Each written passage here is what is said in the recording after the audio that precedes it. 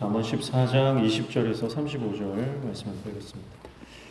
20절에 보니까 가난한 자는 이웃에게도 미움을 받게 되나 부유한 자는 친구가 많으니라 이렇게 시작하죠. 가난한 자는 이웃에게 미움을 받는다. 이게 현실이라는 겁니다. 가난한 자는 인정받지 못하고 존경받지 못하고 부자들은 친구가 많다. 사랑을 많이 받는다 이런 뜻이거든요.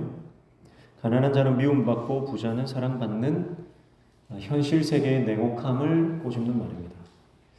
이것이 세상의 방식이라는 거예요. 세상 사람들은 돈 많은 사람 옆에 붙습니다. 콩고물이라도 떨어질까봐 돈 많은 사람, 권력 있는 사람, 힘 있는 사람, 세상적으로 권세 있는 사람 옆에 많은 사람들이 붙게 되죠. 그러나 아무것도 없는 사람, 아무것도 가지지 못한 사람, 연약한 자 곁에는 사람들이 붙지 않습니다. 이것이 세상의 방식이고 세상의 법칙이고 이것이 세상의 대세다 그 말씀을 하는 거예요.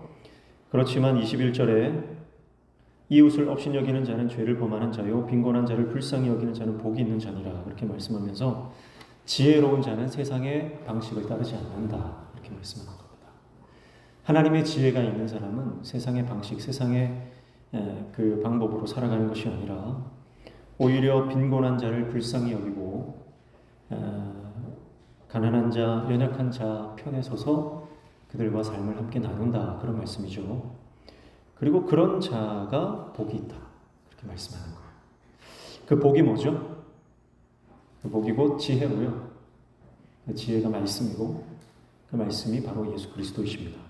그러니까 여러분이 지금 어디에 있느냐, 높은 사람, 돈 많은 사람, 잘 나가는 사람, 유명한 사람 그 옆에 내가 착 달라붙어서 살아간다면 예수님이 나에게 없다. 그러나 지금 여러분이 낮은 곳에서 가난한 자, 병든 자, 아픈 자, 고통 가운데 있는 자 그들과 함께 울어주고 아파해주고 그들의 손을 잡아주고 있다면 여러분에게는 예수님이 있다는 거예요. 복이 있다. 22절에 악을 도모하는 자는 잘못 가는 것이 아니냐 선을 도모하는 자에게는 인자와 진리가 있느니라. 도모한다라고 하는 것은요, 이것은 이루기 위해서 노력하는 겁니다. 그냥 계획만 하는 게 아니라 이 도모한다라고 하는 것은 반드시 내가 이것을 이루기 위해서 최선을 다하는 그런 자세를 말해요. 그래서 악을 도모하는 사람이 있고 선을 도모하는 사람이 있어요. 여기서 말하는 악을 도모한다라고 하는 것은 하나님이 기뻐하지 않는 죄의 모습이고 이것은 앞서서 말했던 세상의 방식대로 살아가는 거예요. 돈 많은 사람 옆에 붙어서 살아가는 거. 그러나 선을 도모하는 자는 반대죠. 마찬가지로 연약한 자, 낮은 자.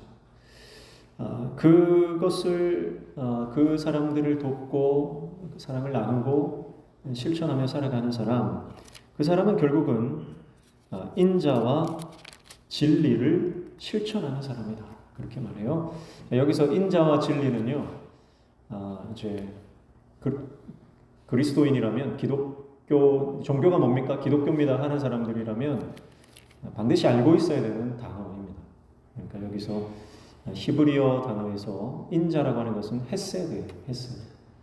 그리고 진리는 에메트입니다. 에메트. 이 정도는요, 우리가 교회 다닌다 그러면 알고 있어야 되는 단어입니다. 헤세드는 여러분 많이 들어보셨죠? 헤세드는 하나님의 사랑이에요. 그냥 사랑이 아니고 하나님의 언약에 근거한 사랑입니다. 그래서 이 성경 안에 계속해서 흘러가고 있는 하나님의 그 마음, 그 가장 큰 줄기가 바로 이 헤세드예요. 헤세드와 그리고 이 진리, 에메트입니다. 그래서 하나님의 성품이에요. 이거. 하나님의 성품. 그래서 지혜자는 어떻게 살아간다는 거예요? 하나님의 성품으로 살아간다는 거죠. 아버지의 마음으로 예수 그리스도의 인격으로 살아간다.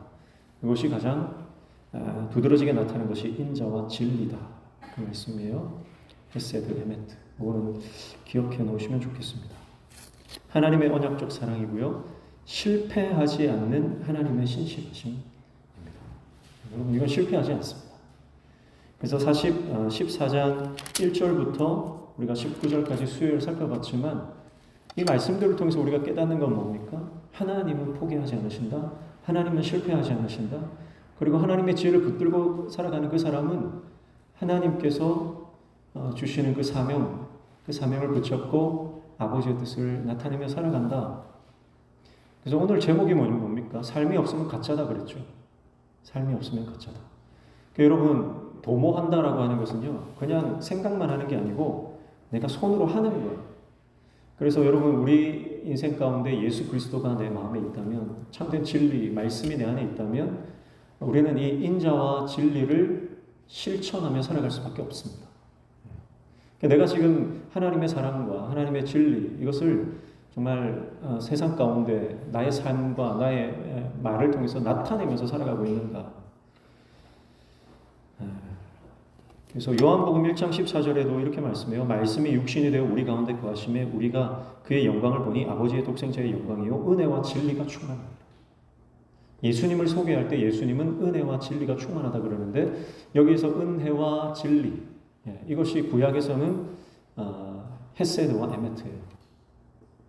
그러니까 예수님은 하나님께서 자신의 사랑을 확증하셨잖아요. 예수님을 통해서. 그러니까 하나님은 생각만 하시는 분이 아니라는 거예요. 우리를 사랑한다고 말씀하시면서 속으로만 사랑하시는 분이 아니라 자신의 모든 것을 다 쏟아부으셔서 우리를 사랑하신다는 거예요. 그 증거가 예수님이에요. 그리고 그것이 완성된 것이 십자가죠. 은혜와 진리가 충만하시다. 그래서 이 은혜와 진리는 하나님 나라를 세워가는 가장 중요한 본질이고요. 가장 기초입니다. 이게 없으면 하나님 나라는 세워지지 않습니다. 자, 그러면 우리 교회가 세워지려면, 우리 교회가 아름답게 부흥하려면 우리 교회의 가장 밑바닥에 가장 기초에 뭐가 있어야 된다는 거예요? 은혜와 진리가 있어요. 은혜와 진리. 이거 없으면 아무리 우리가 잘 나가도요, 일순간 무너집니다. 여러분의 개인의 삶도 마찬가지입니다. 하나님의 은혜와 진리가 없으면 아무리 우리가 오늘 직분 임직식을 했지만 직분을 받고 우리가 10년, 20년 근속을 해도요, 교회에서 무슨 날고 뛰고 우리가 무슨 많은 일들을 해도요, 은혜와 진리가 없으면 무너진다. 그래서 은혜, 하나님의 사랑입니다. 그리고 하나님의 사랑으로, 아버지의 마음으로 영혼을 사랑하고 품을 수 있기를 축복합니다. 진리는 뭡니까? 하나님의 말씀이죠. 말씀이 없으면 무너지는 거예요. 여러분, 그래서 늘 말씀과 가까이 해야 됩니다. 연수가 중요한 거 아닙니다. 말씀을 정확하게 알아요. 그 말씀대로 순종하며 나아가는 것. 여러분, 말씀에 대한 사모함이 있어야 돼요. 말씀에 대한 사모함. 자, 가장 중요한 것은요, 내가 교회에 나왔을 때에 하나님의 말씀을 사모하고 그 말씀으로 내 영혼을 채우고 말씀으로 나를 새롭게 하고 말씀으로 내가 다시 새 힘을 얻는 것입니다. 교제하고 사역하고 그런 건요, 두 번째예요. 그 다음이에요. 가장 먼저 말씀이에요. 말씀이 있어야 돼요. 그래서 계속 말씀드리지만 만나면 함께 말씀을 나누고 은혜를 나누고 기도 제목을 나누셔야 됩니다. 그게 없으면, 말씀이 없으면 무너질 수밖에 없어요. 건물을 지을 때 가장 오랫동안 하는 공사가 뭐죠? 기초공사가 하는 거예요. 기초공사를 계속 하다 보면요, 기초공사만 잘 되면 건물은 순식간에 올라가는 거예요. 그러나 기초가 부실하면 건물이 올라가도 건물이 기울거나 무너지거나 붕괴될 위험이 있는 겁니다. 그래서 건물 세우는 것, 그것은 우리의 겉으로 보이는 교제와 사역과 봉사와 헌신, 이런 것이 보이는 건물이 될 수 있겠죠. 그러나 이 은혜와 진리, 이 두 가지는요, 보이지 않는 우리 삶의 태도요, 자세요, 기초요, 본질입니다. 보이지 않죠. 그러나 이 기초 토대가 잘 닦여져 있으면 우리 가운데 능력 있게 하나님의 사명을 감당하게 될 줄로 믿습니다. 시편 89편 14절에 공의와 정의가 주의 보좌에 기초라 인자함과 진실함이 주 앞에 있나이다. 이렇게 말씀해요. 그래서 구약 전체 그리고 신약 전체 성경 전체에 이 인자와 진실, 헤세드와 에메트는 계속해서 하나님 나라의 기초로 소개됩니다. 하나님 나라의 기초. 오늘 저와 여러분이 이 은혜와 진리 위에 바로 서기를 축복합니다. 23절에 모든 수고에는 이익이 있어도 입술의 말은 궁핍을 이룰 뿐이니라, 이렇게 말씀하죠. 자, 수고하면 이익이 있어요. 일하면 당연히 거기에 대한 대가가 주어집니다. 그런데 일하지 않는 입술이에요. 말만 하면 그러면 뭐 대가를 얻을 수 없다는 겁니다. 부지런한 수고를 격려하고 나태한 삶을 멀리하라는 뜻이지만 이것은 문맥적으로 보면 바로 우리 인생에서 은혜와 진리를 붙들고 그 지혜를 발휘하고 실천하는 삶을 살아라. 말만 떠들지 말라. 그 말씀이에요. 그래서 말은 많이 하는데요. 속이 허한 분이 있거든요. 말은 많이 하는데 그 영혼이 채워지지 않는 분이 있고요. 그러나 과묵한 분이라도 그 안이 하나님의 말씀으로 충만한 사람이 있어요. 24절 지혜로운 자의 재물은 그의 면류관이요 미련한 자의 소유는 다만 미련한 것이니라 그렇게 말씀합니다. 자, 이것도 이제 해석하기가 참 힘들죠. 원어상으로 해석하면 이렇습니다. 지혜로운 자들의 면류관이 그들의 재산이다. 이런 뜻이에요. 그러니까 이렇게 하면 정확하게 해석이 되죠. 그러니까 지혜로운 자들은 재물이 면류관이 아니라 이게 순서가 바뀌어 있는 거예요. 지혜로운 자의 면류관이 그들의 재산이다 이 말이에요. 그러니까 돈이 그들의 재산이 아니라 면류관이 그들의 재산이다 이 말이죠. 하나님의 영광, 하나님께서 주시는 그 지혜가 지혜로운 자들에게는 참된 소유, 참된 재산, 참된 기업이다 이 말씀이에요. 그러니까 우리가 육신적인 재물에 매몰되지 말고 거기에 우리의 마음을 빼앗기지 말고 하나님의 영광을 사모해라는 겁니다. 그리고 미련한 자의 소유는 다만 미련한 것이다 그렇게 말했는데 여기서 뭐 소유라는 단어는 없어요. 원래 원어에는. 그래서 미련한 자의 어리석음은 어리석음이다 이런 뜻이에요. 그러니까 미련한 자는 그저 어리석다. 그런 말이에요. 그래서 결국 지혜는요. 그 지혜를 소유한 자에게 영광을 가져다 줍니다. 그러나 미련한 자들은 자신들의 어리석음을 자랑한다. 그렇게 해석할 수 있겠습니다. 25절에 진실한 증인은 사람의 생명을 구원하여도 거짓말을 뱉는 사람은 속이느니라 그렇게 말씀하죠. 이것은 14장 5절에 똑같은 말씀을 하고 있어요. 14장 5절 보실래요? 14장 5절에 진실한 증인은 거짓말을 아니하여도 거짓 증인은 거짓말을 뱉느니라 이렇게 말씀하고 있죠. 그래서 25절은 동일한 내용이죠. 반복한다는 건 뭡니까? 중요하다. 반복하는 건 중요하다는 말입니다. 말은 사람을 살리기도 하고 억울한 죽음 후에 사람을 몰아넣을 수도 있다. 이렇게 말씀해요. 특별히 이것은 재판상의 증인으로서의 그 이미지를 가져온 거예요. 그래서 재판에서 위증을 하면 한 사람이 억울하게 옥살이를 할 수도 있고 심하면 사형을 당할 수도 있잖아요.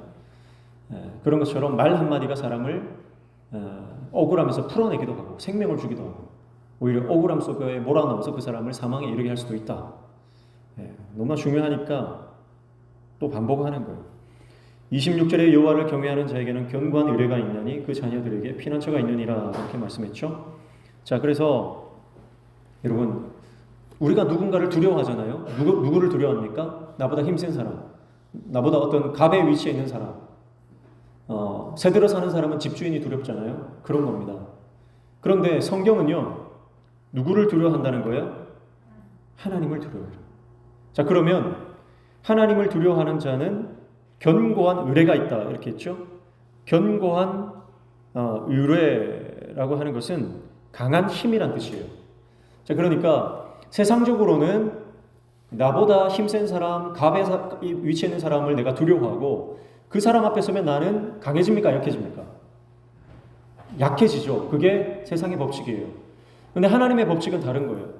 하나님을 두려워하면 하나님 앞에서 나는 약해져야 되죠. 근데 오늘 성경에 막 보면 하나님을 경외하고 두려워하는 사람은 오히려 강해진다는 거예요.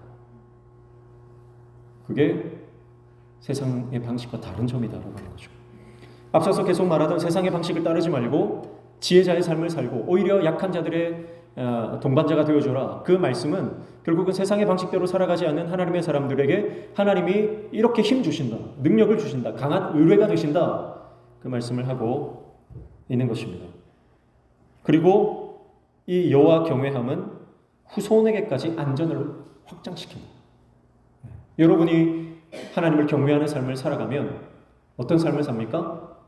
지혜자의 삶을 살게 되고 약한 자의 손을 잡아주게 되고 눈물 흘리는 자의 눈물을 닦아주게 되고 많은 사람을 생명으로 돌아오게 하죠. 그러면 그 열매를 누가 먹는다는 거예요? 우리 후손들이, 내 자녀들이, 내 손주들이.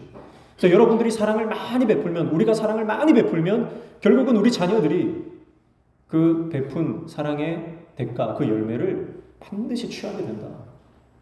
지금 우리가 많이 뿌려야 돼요. 힘 있을 때 뿌리십시오. 돈 있을 때 뿌리십시오. 젊을 때 더 많이 뿌리시기를 축복합니다. 지금 뿌려야 돼요. 나중에는 뿌리고 싶어도 뿌릴 수 없을 때가 옵니다. 지금 많이 뿌리시고 그 대가를 저와 여러분이 그리고 우리 자녀들이 먹을 수 있기를 축복합니다. 27절에 여호와를 경외하는 것은 생명의 셈이니 사망의 그물에서 벗어나게 하느니라. 동일한 말씀이죠. 여호와 경외함, 이것은 지혜의 근본입니다. 그래서 이것은 생명이 됩니다. 그래서 생명의 셈이다라고 하는 것은 한 번 생명을 주는 게 아니고 끊임없이 지속적으로 생명을 준다는 말이에요. 이 셈이라고 하는 것은 그 셈에서 물이 계속 솟아오르잖아요. 그래서 우리가 지혜이신 예수 그리스도를 내 마음에 붙들고 말씀을 붙잡고 살아가면 어떤 상황에서든지 생명의 말씀이 우리를 계속해서 끊임없이 위로하고 격려하고 살린다는 거예요. 그래서 죽음의 덫에서 벗어나게 하는 것이죠. 28절 백성이 많은 것은 왕의 영광이요 백성이 적은 것은 주권자의 패망이니라 그렇게 말씀합니다. 28절 이하는 이른바 왕실 격언이라고 일컬어지는 부분입니다. 그러니까 왕에게 주는 말씀이라는 거죠. 귀족들에게 주는 말씀이라는 거죠.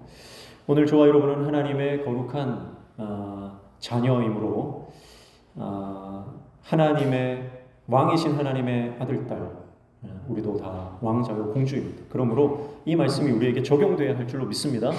백성이 많은 것은 왕의 영광이다. 무슨 말이냐면 백성의 수에 따라서 왕의 영광이 결정된다. 그렇게 말하는 거예요. 그리고 백성이 적은 것은 주권자의 패망이다 그랬는데 백성이 적다라고 하는 것은 원어상으로 보면 백성이 없다라는 뜻이에요. 백성이 없으면 주권자, 왕이죠. 왕은 더 이상 왕이 아니죠. 그런 뜻입니다. 자, 이게 무슨 말일까요? 그러니까 백성을 많이 인구를 늘려라 그런 뜻인가요? 그런 뜻이 아니고요. 왕이라고 해봤자 한계가 있는 인간일 뿐이라는 겁니다. 아무리 힘센 왕이라도요. 백성들이 한 사람도 없다 그러면 자기가 왕이 될 수 있습니까? 더 이상 왕이 아니잖아요. 국민이 없으면 나라가 세워질 수 없습니다. 그래서 네가 아무리 왕이라도 너는 그저 한 사람의 인간일 뿐이다. 인간의 한계성을 지적하는 말씀이에요. 자, 그러니까 29절에 노하기를 더디하는 자는 크게 명철해도 마음이 조급한 자는 어리석음을 나타낸다. 왕은 마음대로 화내잖아요. 자기 기분대로 할 수 있잖아요. 그렇게 하지 말라는 거예요. 여러분이 아무리 큰 지위를 가지고 있고 능력을 가지고 있고 권세를 가지고 있고 뭐 회사의 뭐 대표, 뭐 오너고 뭐 사업장에 많은 뭐 직원들을 거느리고 있다고 할지라도 그들에게 함부로 하지 말라는 거예요. 쉽게 화를 내고 노하기를 쉽게 하고 조급하게 행동하지 말라는 겁니다. 왜냐하면 28절에 말했던 것처럼 너 그냥 한 사람 인간일 뿐이라는 거예요. 이것은 여호와 경외함과 연결되는 겁니다. 그래서 우리가 가지고 있는 감정을 통제하고 때에 맞는 말과 행동을 해라. 여기서 마음의 조급함이라고 되어 있는데 마음의 조급함이라고 하는 것은 숨이 짧다는 뜻이에요. 숨이 짧다. 그러니까 막 헐떡헐떡거리는 그런 약간 이미지죠. 쉽게 말을 내뱉고 쉽게 행동하고 그런 이미지입니다. 근데 앞에서 노하기를 더디한다라고 하는 것은 원어적으로 보면 이것은 긴 콧구멍이래요. 긴 콧구멍. 그러니까 긴 호흡이라는 뜻이죠. 어떤 말을 할 때 한번 심호흡을 하고 깊게 생각하고 숙고하고 나서 말하는 거예요. 이게 힘을 가진 사람들이 가져야 될 태도다. 왜냐하면 우리는 하나님 앞에서 살아가는 존재이기 때문에 내가 힘이 있다고 사람들 앞에서 함부로 하는 것이 아니라 내가 권력이 있다고 사람들 앞에서 마음껏 내 감정을 컨트롤하지 않고 그냥 마음대로 하는 것이 아니라 통제해라, 절제해라, 심사숙고해라 그 말씀을 하는 것이죠. 그래서 30절에 평온한 마음은 육신의 생명이나 시기는 뼈를 썩게 한다 그랬습니다. 왕이라도 마음의 평안이 없으면 그는 더 이상 왕이 아니다. 아무리 왕이라도 다른 많은 것을 가졌잖아요, 왕은. 근데 옆에 있는 나라에 또 이웃 국가에 뭐 가진 것들을 부러워하고 시기하면요, 내가 왕이라도 소용이 없어요. 뼈가 썩습니다. 비교하는 순간 우리는 모든 평안을 잃어버립니다. 그래서 아무리 왕이라도 제일 중요한 것은 마음의 평안이다. 오늘 저와 여러분의 심령 가운데 이 평강이 충만하기를 축복합니다. 재물이 많은 것이 우리에게 평강을 주지 못하고요. 우리는 순간순간 두려움과 또 여러 가지 번잡한 그런 고민들 속에 우리 노출이 됩니다. 그 가운데서 하늘의 평강, 내 마음에서 솟아날 것은 사실 없어요. 내 안에 선한 것이 없기 때문에 하늘로부터 그 평강이 임하는 귀한 은혜가 있기를 축복합니다. 31절 가난한 사람을 학대하는 자는 그를 지으신 이를 멸시하는 자요 궁핍한 사람을 불쌍히 여기는 자는 주를 공경하는 자니라. 가난한 사람을 학대하지 말라. 힘 있다고 능력 있다고 네가 왕이라고 네가 권세가 있다고 가난한 사람들을 학대하지 말고 네 밑에 있는 사람들을 학대하지 말라. 그것은 곧 그 가난한 사람들도 하나님이 지었다. 곧 하나님을 멸시하는 행위다. 궁핍한 사람을 불쌍히 여겨라. 그러면 주님을 공경하는 것과 같다. 이렇게 말씀을 하는 것이죠. 그러니까 여러분 삶의 태도가 결국은 우리 안에 있는 본심, 진심, 내심 이게 드러난다는 거예요. 여러분이 판단할 때, 여러분의 시각에서 봤을 때 좀 모자란 사람, 좀 부족한 사람, 좀 힘없는 사람, 좀 가난하다고 여겨지는 사람, 나보다 못하다고 여겨지는 사람 함부로 대하고 무시하고 학대하고 그러면요, 여러분 안에 하나님 경외함이 전혀 없다는 거예요. 그게 드러난다는 거예요. 여러분의 본심. 그러나 우리 안에 정말 하나님을 공경하고 하나님을 두려워하고 하나님을 예배하는 예배자의 삶을 살아가면 아무리 연약한 사람이 있어도 그를 예수님처럼 봅니다. 한 생명을 천하보다 귀하게 여기시는 아버지의 마음, 예수 그리스도의 그 목자의 마음이 우리 안에 있다면 우리는 나보다 못한 사람이라고 여겨질 사람이 한 사람도 없습니다.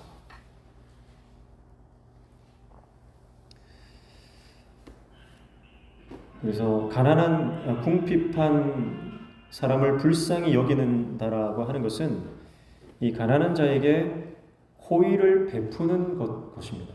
그래서 호의를 베푸는 것은 마음으로만 불쌍히 여기는 것이 아니고 실제로 그를 손잡아 주는 거죠. 자비를 베풀어 주는 거죠. 그래서 32절에 보면 악인은 그의 환난에 엎드려져도 의인은 그의 죽음에도 소망이 있다 그렇게 말씀하는데요. 자, 위에서 말했던 가난한 자를 학대하는 자는요, 결국 환난에 엎드려진다. 하나님의 심판을 받는다. 그러나 궁핍한 자를 도와주는 그 사람, 호의를 베풀어주는 그 사람은요, 죽을 상황에서도 피난처를 얻게 된다고 말씀해요. 죽음에도 소망이 있다라고 하는 이 문장은요, 문자적으로는 피난처를 찾아 안전하다 그런 뜻이랍니다. 그러니까 죽을 고비, 망할 위기에서도 하나님이 항상 피난처를 예비하시고 그 피난처로 옮겨주신다 그런 뜻이에요.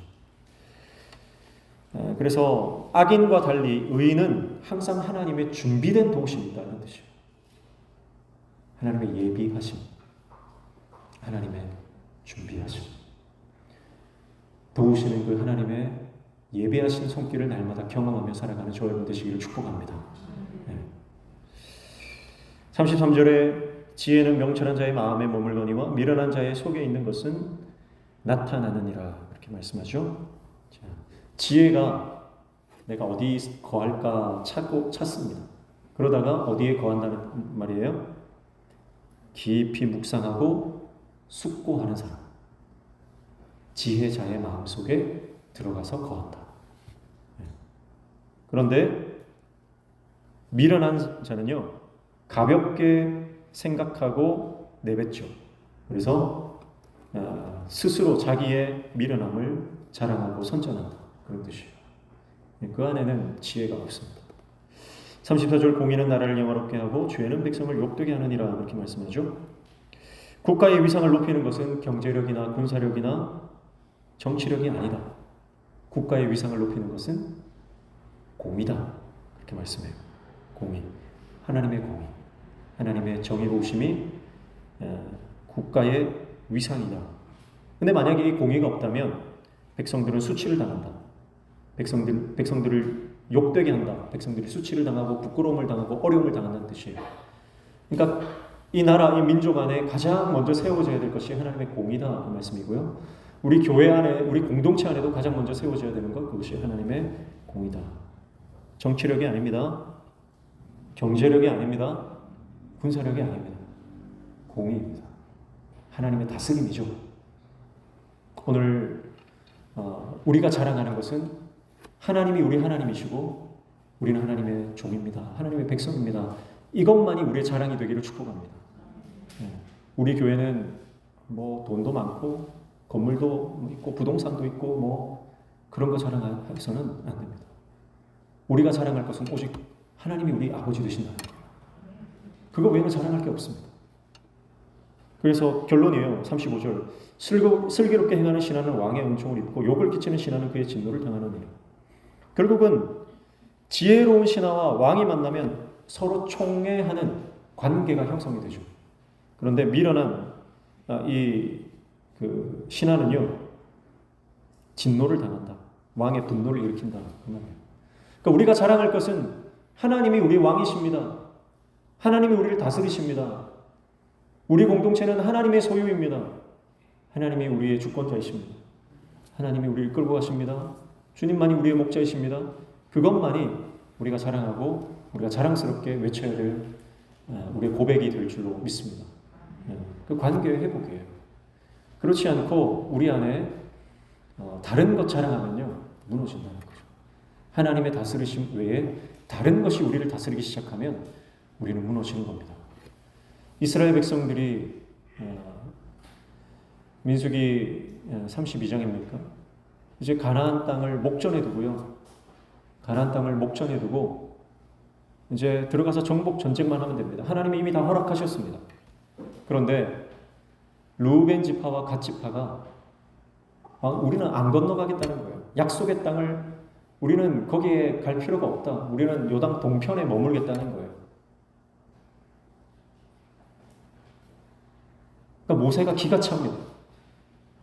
지금까지 40년을 광야에서 그렇게 고생해서 이제 약속의 땅 가나안 땅을 목전에 두고 이제 건너가기만 하면 되는데 그 땅을 차지하기만 하면 되는데 온 백성들이 다 낙심되게 하고 힘 빠지게 하고 절망에 빠지게 하는 말을 르우벤 지파, 갓 지파가 하는 거예요. 르우벤 지파는 장자 아닙니까? 우리는 건너가고 싶지 않다. 여기서 머물면 충분하다. 근데 왜 그런 말을 할까요? 그런 말을 하는 이유를 그 32장의 곳곳에 계속해서 모세가 어떤 말을 써놨냐면 가축, 목축, 양의 우리, 이 가축의 우리 이런 말을 곳곳에다 배치를 해놨어요. 무슨 말이냐면 르우벤 지파와 갓 지파의 마음속에 가득 차 있는 게 뭐라는 거예요? 가축대입니다. 가축대. 지금으로 말하면 돈으로 가득 차 있다. 돈이 많이 있으니까 굳이 하나님의 약속이 뭐가 필요하냐? 여러분 그것은요 결국 하나님의 다스림을 받지 않겠다는 거예요. 돈이 주인이라는 거예요. 여러분 돈이 주인이 되면 하나님의 다스리심을 거부한다 하는 겁니다. 그래서 오늘 잠언에서 말씀하는 것은 하나님이 우리 왕이시고 하나님이 우리를 다스리시는 분이다. 그래서 우리는 세상의 방식으로 살아가지 않고 하나님의 방식으로 살아가는 하나님의 백성이다. 그 말씀을 하는 거예요. 세상의 방식은 힘 있는 자 편에 붙어서 권세 편에 붙어서 권력의 종이 되어서 거기서 세상 쪽으로 잘 나가고 세상 쪽으로 내가 명예를 얻고 그런 방식으로 살아가지만 하나님의 백성들은 오히려 낮은 곳으로 간다. 오히려 연약한 자들의 손을 잡는다. 오히려 지금 힘이 없고 지금 아무런 나에게 득이 되지 않는 사람들, 그런 사람들에게 다가가서 내가 하나님의 사랑을 전하고 그들에게 생명을 나눠주는 인생을 살겠다라고 하는 그런 인생을 선택한다는 거죠. 왜냐하면 우리는 하나님의 백성이고 하나님이 우리를 다스리시고 하나님의 다스림을 받는 인생이기 때문에 그렇다. 그렇게 말씀하는 것이죠. 사랑하는 성도 여러분, 오늘 저와 여러분이 세상의 방식이 아니라 말씀으로, 세상의 원칙이 아니라 아버지 하나님의 말씀의 십자가 원리로 살아가는 저와 여러분 되시기를 축복합니다. 그래서 지금 이 말씀을 통해서 하나님이 원하고 계신 그 하나님의 가르치는 그 지점을 보십시오. 그 지점이 내 눈에 들어와야 됩니다. 그래서 내가 어디로 나아가야 할 것인가? 내가 어떤 사명을 감당해야 할 것인가? 섭섭한 것만 생각하지 마시고. 교회에서 제일 무서운 병이 섭섭병이에요. 늘 섭섭하다는 거예요. 나를 안 알아주고, 나를 인정 안 해주고, 나를 몰라줬다, 내 말을 안 들어줬다. 다 섭섭병에 빠져서 다 힘든 거예요. 그러나 하나님의 사람은요, 오히려 반대로 생각합니다. 내가 감당해야 될 사명을 감당하지 못해서 하나님이 섭섭하지 않으십니까? 내가 이거 해야 되는데 내가 순종하지 못해서 지금 섭섭한 가운데 빠져있는 성도들은 있지 않은가? 반대로 생각하십니다. 그래서 많은 사람들이 간다고 옳은 길이 아닙니다. 말씀의 길로 가셔야 됩니다. 오늘 저와 여러분이 말씀의 원리로 우리의 삶을 재조정하고 수정해서 다시 정상 궤도에 올라서시기를 축복합니다. 그래야 여러분 추락하지 않습니다. 위성이 정상 궤도에 진입을 해야 그때부터는요, 정상 궤도에 진입하기까지는 엄청난 양의 에너지가 필요하죠. 그래서 그 엔진에서 그 점화되는 게 어마어마하지 않습니까? 그 분사량이에요. 그 궤도에 올라가기까지 어마어마한 에너지가 들지요. 그러나 그 궤도에 딱 올라가고 나면요, 가만히 있어도 알아서 도는 거예요. 여러분, 우리가 영적인 어떤 경지, 거기까지 올라가는데 시간이 많이 걸리지만, 많은 에너지가 필요하지만, 그러나 우리가 거기까지 올라가서 하나님께 맡겨버리면 하나님이 우리 인생을 책임지시고 이끌고 가시는 줄로 믿습니다. 그래서 그 정상 궤도에서 이탈하지 마십시오. 이탈하는 순간 추락합니다. 그래서 끊임없이 내가 하나님께서 원하시는 자리에 있는가, 그 궤도에 내가 머무르고 있는가. 그래서 날마다 하나님께서 원하시고 기뻐하시고 우리에게 요구하시는 그 사명의 자의 그 삶을 감당하는 저와 여러분 되시기를 주님의 이름으로 축복합니다. 찬양하겠습니다. 325장입니다.